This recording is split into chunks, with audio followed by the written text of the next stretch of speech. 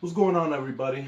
Today I'm going to be doing something I don't usually do or usually get into, which is share some research on a personal personality on Facebook that's been proclaiming to be conservative.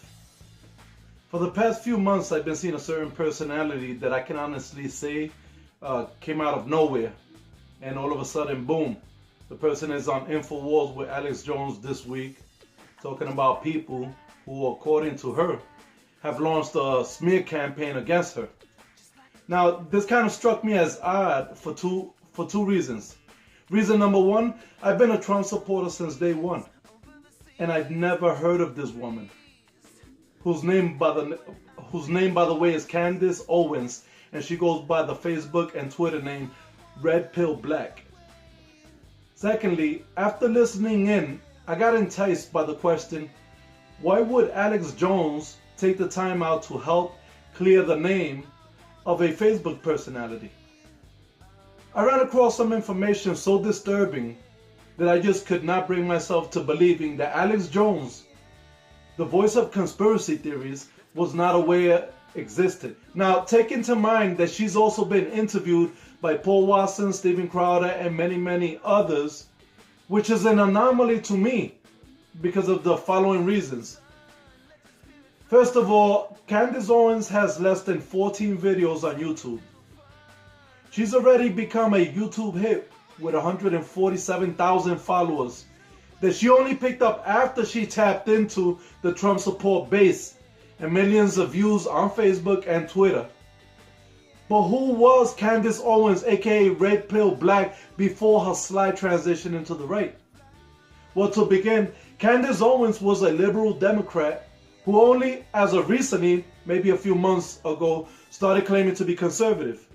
Matter of fact, she's so extreme leftist that she founded a website called Social Autopsy, a website that essentially acts as a thought police where people, minors, are allowed to catalog one another, address, name, place of employment, school, etc., so that others can publicly see their information, see what thought crimes they've committed.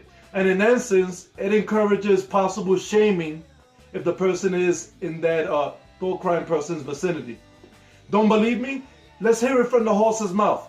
Hey guys, my name is Candace Owens and I am the founder of socialautopsy.com, the first ever search database that aggregates people's social behavior and creates real profiles for them. So what we do is we attach their words to their places of employment. So in essence, she created her own Orwellian technology. For those who don't know what that means, it's a reference to a best-selling novel written by George Orwell called 1984, where he depicted a society in which critical thought was suppressed by a totalitarian personality and regime. So in short, by Red Pill Black working to moderate the freedom of speech of underage minors by pushing for the cataloging of people for thought crimes, I can honestly say that she embodies not only the push by the left to promote cultural Marxism through political correctness using intimidation, but also exactly what we've all been fighting against since day one. People like her, infiltrating our education and political system and moderating the freedom of speech of our kids, ostracizing individuals over an impulse that we all have in common, the impulse to speak our minds. This is not a mistake from a well-educated woman who worked in equities. This is an intentionally drafted idea with an objective that went so terrifyingly wrong that she lost funding after her controversial site hit the news, and even through all the criticism and backlash, she held on. She had the time to look at all the wrongs in her project, but she chose to hold on, and instead she went on further, and Social Autopsy ended up attaining close to 150,000 profiles from underage children.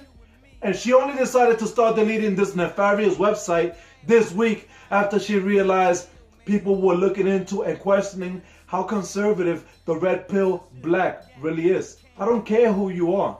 Authentic intentions should always be backed by authentic actions. The only reason she deleted Social Autopsy is because she got caught. The bad thing is, we happen to have an extremely superficial audience in the right that are bedazzled by her charm, her articulation, and the idea of an anti-feminist conservative black woman who just happened to be exploiting that idea. Ultimately, she knows that she'd lose more at this point were she to continue experimenting on our children, considering the potential monetization of 150,000 followers on YouTube waiting to make her a pretty penny off her next video. This right here is the part of politics that I hate, but it's the part that I feel morally obligated to play out. Not because I'm free of sin, because no one is free of sin, but because I'm always free to question people's intentions. And it's because I'm free of hypocrisy, and I expect everybody to be real. There is no such thing as being politically fluid. You can't represent extreme leftist ideas all your life, receive backlash over a site that you created to catalog the behavior of kids and underage individuals and say it's due to racism and become conservative overnight and then go on. All these shows claim victimhood. This is all typical leftist behavior and propaganda. And now because of the support that many of you have given her, she has brought this behavior to the right. My opinion? She's a fake and a phony who uses identity politics to tap into the angers of Americans. Red Pill Black is no conservative. Let's remember that conservatism is an ideology, not a proclamation. You can't claim to be conservative. You have to be aligned with it. I don't trust her agenda, and that's my opinion. If you want to follow her, then that's your choice. But I suggest that if you do, you begin to question your own ideas of what it really means to be ideologically aligned with conservatism. And with that being stated, La Maga, let's all make America great again, one topic at a time. Stay safe and stay informed.